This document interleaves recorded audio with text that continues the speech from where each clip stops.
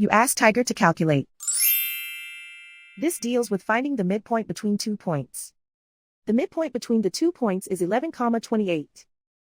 Let's solve it step by step. Plot the 2 points and calculate the midpoint using the formula. The coordinates of point 1 are, x1 equals -60, y1 equals 44. The coordinates of point 2 are, x2 equals 82, y2 equals 12. PM represents the midpoint of the 2 points.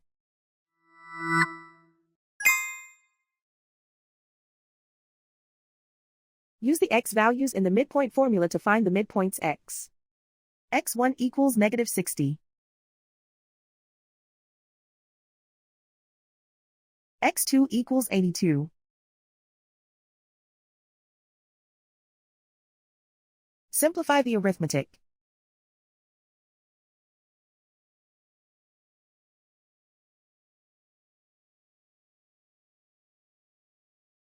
Use the y values in the midpoint formula to find the midpoints y. y1 equals 44.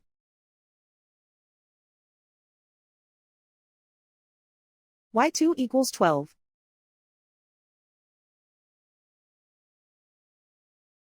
Simplify the arithmetic.